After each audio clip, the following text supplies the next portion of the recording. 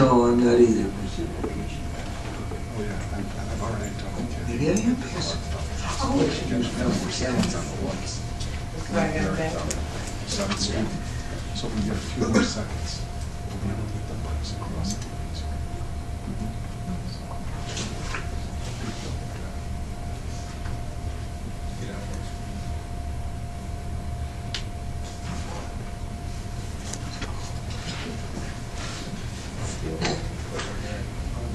It is now 3:30.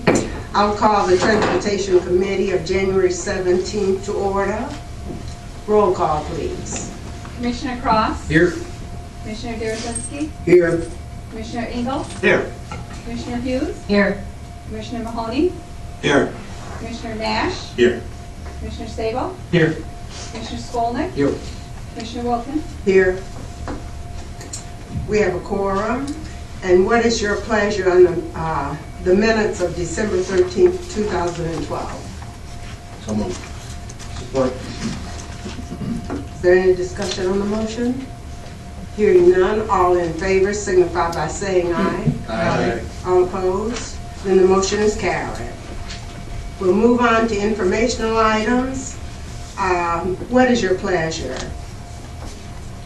Make a motion to accept and place on file. Support. Is there any discussion on the operations? Commissioner? Yes, to Mr. Kooks, I'm seeing a couple of hefty negatives on the passenger. Well, I think I know the answer.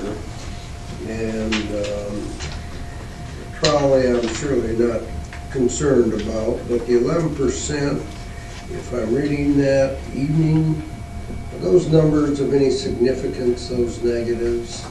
Very bottom right hand. Right. Jim Cones, Muskegon Area Transit. The 11% decline that you're seeing there is a passengers per hour number, and it's not a large decline in terms of operationally. I think what we saw in calendar year 12, and this does show the full calendar year, we did deploy some additional service in the evening hours, a lot of additional dialysis patients that were requesting evening services, and we did accommodate that, but then we also had a number of cancels that would happen during it. So we had the hours on the road, but then on occasion we'd have those evening cancels, and we don't have as many people waiting in the wings, so to speak, to fill those cancellation spots. So it did come down a little bit, but that also, pardon me just a moment,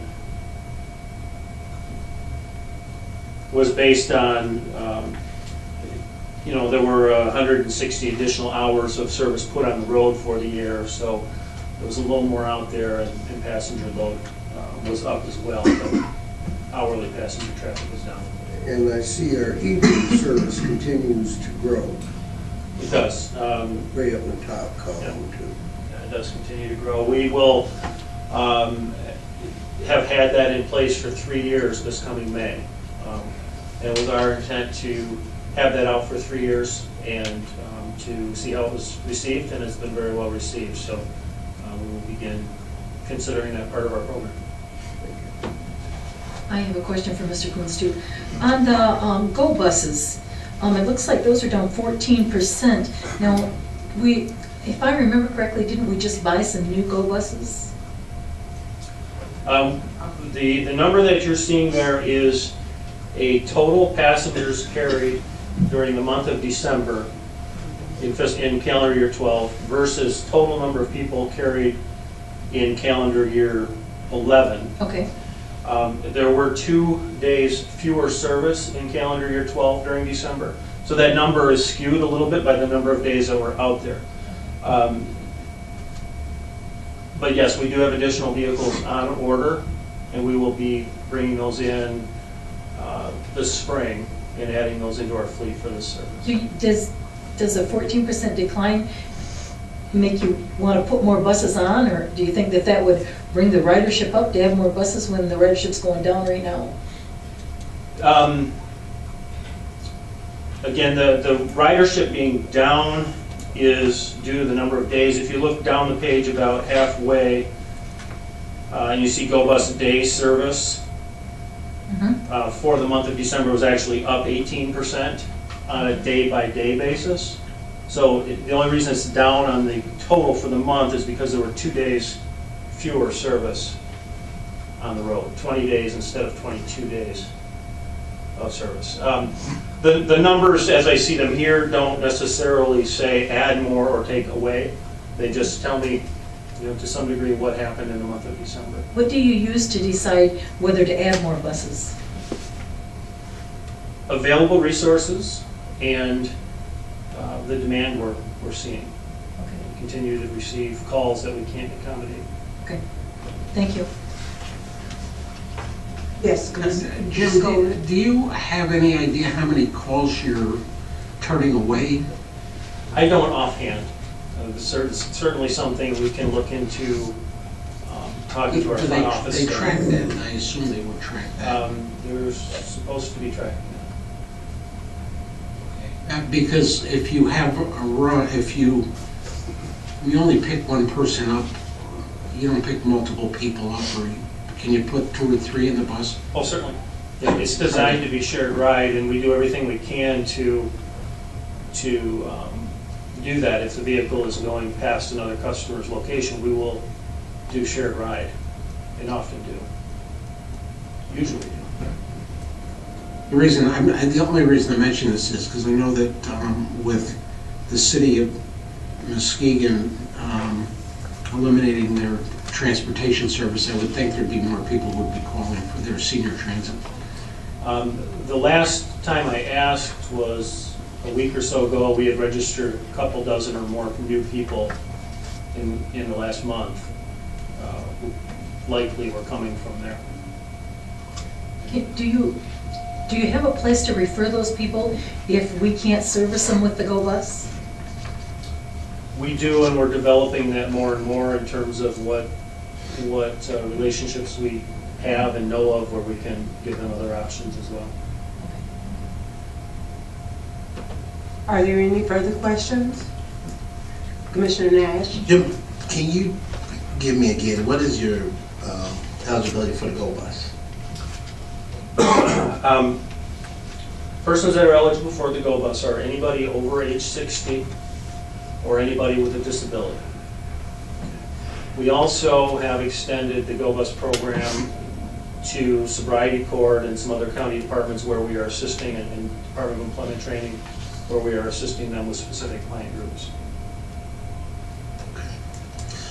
The other thing I wanted to ask about is, as you move forward in your consideration, do you take in consideration the areas where there's numerous employees that may be going into certain areas, to consider that along with your rate, demand that may be going up in certain areas?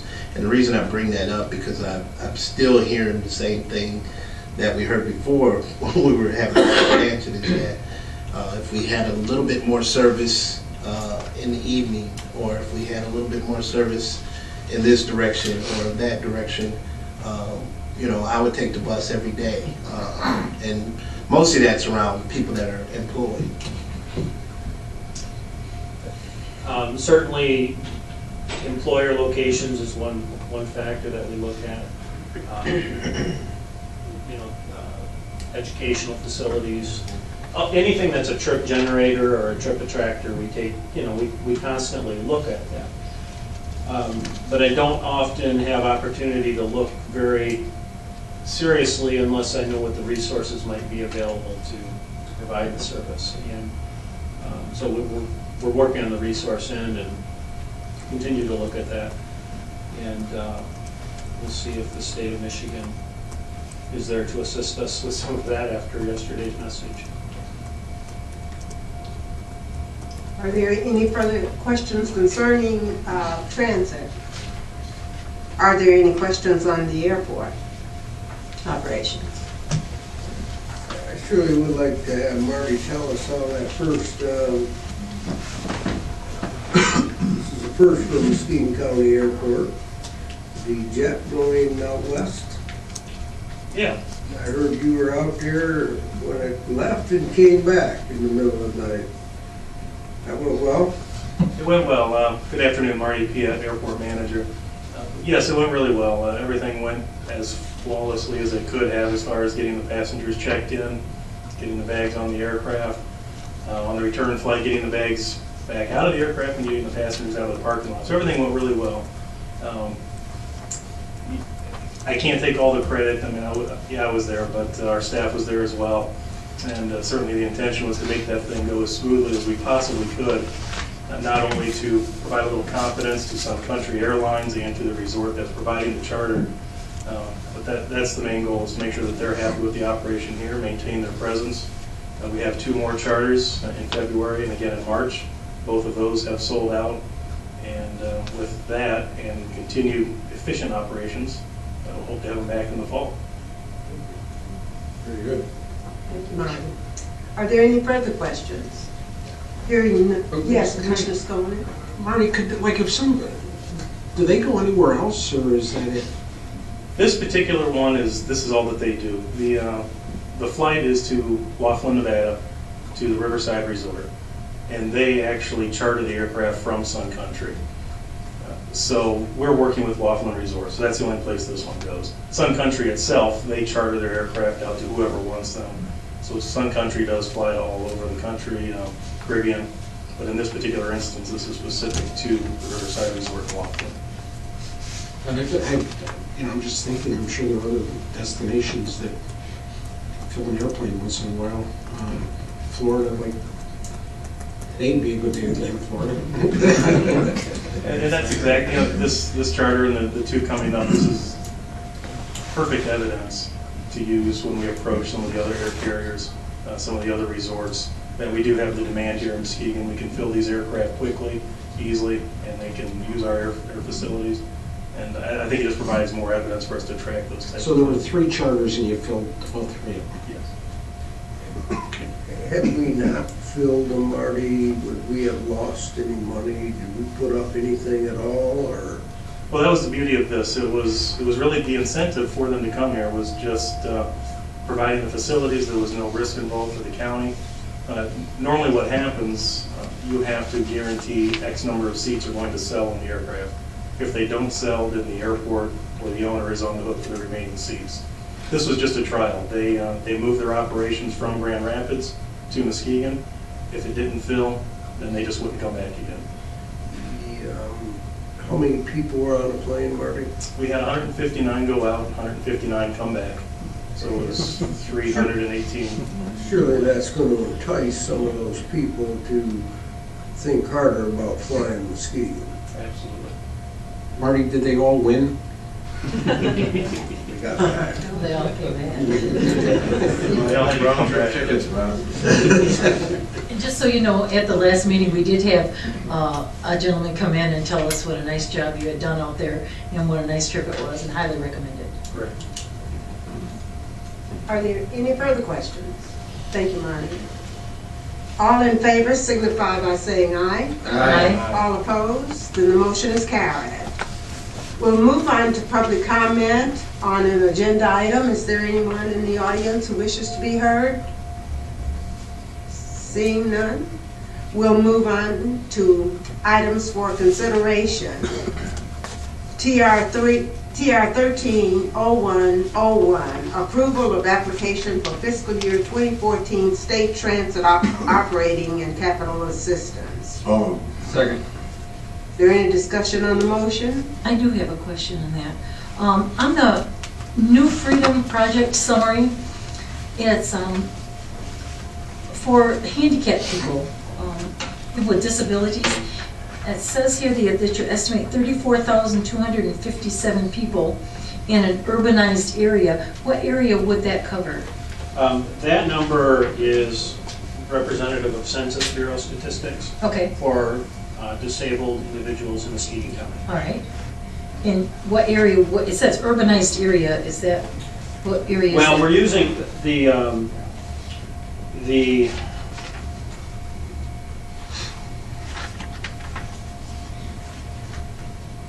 I'm not not sure where you see urbanized area. Which page are you looking at? It's actually page 17 of our thing here. Well, the urbanized area that we are a part of is the Muskegon urbanized area, which includes Muskegon County, roughly River Road south. There are some fingers that go off into different areas. And west of, I guess I would say approximately Walker or Sheridan, and including the Wolf Lake area. And it goes down into northern Ottawa County, as far as Grand Haven, Spring Lake, into Grand Haven Township. So that is our urbanized area. I believe the figure that I have in here, though, is based on Muskegon County census figures. With that, going into all those areas, will there be a charge to those areas for the service? These services here that we are showing for the New Freedom Program are not vehicles in operation. These are services that the mobility management program is within our office, and essentially that is building those relationships you asked about earlier, where we identify other providers and help to build those relationships and assist individuals for whom maybe our service doesn't work, assist them in finding the other options, or assist us in identifying how our services can better meet those folks. These services are not on-the-road services. Okay, all right. Thank you very much. Are there any further questions? Commissioner Nash? Just a question, is this an increase or decrease from the previous application?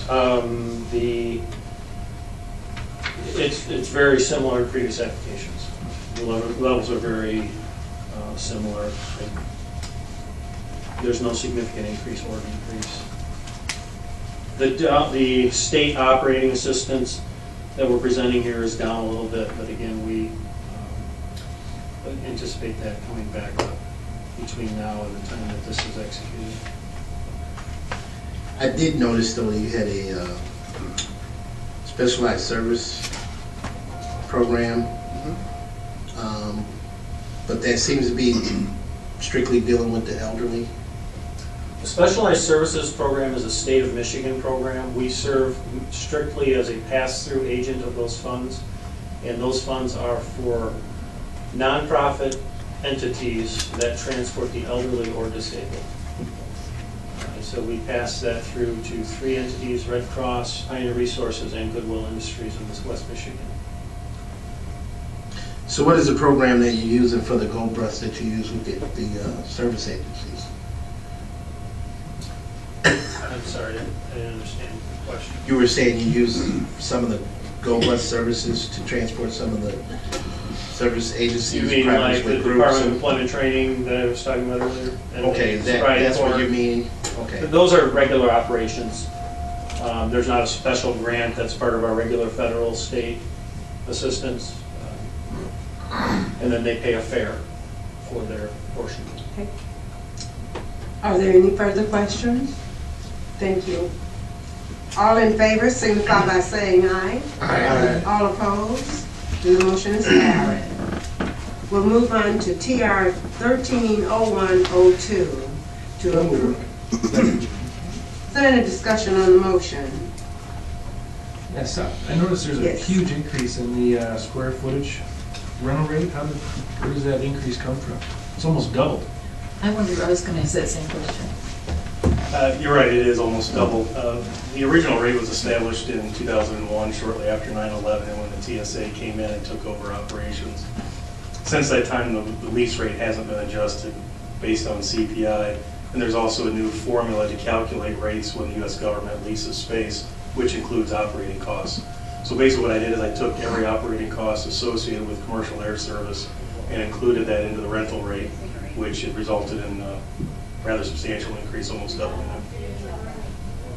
You know, I happen to be in the business of renting, and that's just absolutely unheard of. I don't care who you rent to almost double the rent. That's just absolutely ridiculous. You know, and I personally think, since you're renting something at the airport, somebody that uses the airport, you have a business, you have a place that he's got to go to rent from. I would think that you would have certainly more opportunity to bargain than to go for double the rent. I mean, have you tried that? Well, this is the rent that the TSA pays to the county for their space to operate the screening process. So we're not actually paying this, they're paying us for this? Correct. Okay, oh, I like that. Okay, I'll go for the double then. Because I said the same thing, that's just, okay, good job. That's a switch. Thank you. Thank you. Any further questions? All in favor signify by saying aye. Aye. All opposed? Then the motion is carried. We'll move on to TR 130103. What is your pleasure? So moved. Or Is there any discussion on the motion?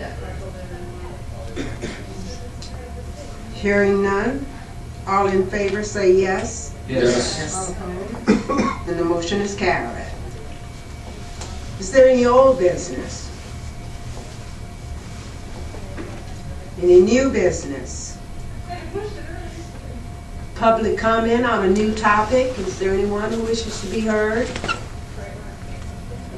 Seeing and hearing none, I'll entertain a motion to adjourn. All in favor signify by saying aye. Aye. And that was adjourned was Commissioner Sabo and Hughes. We are adjourned.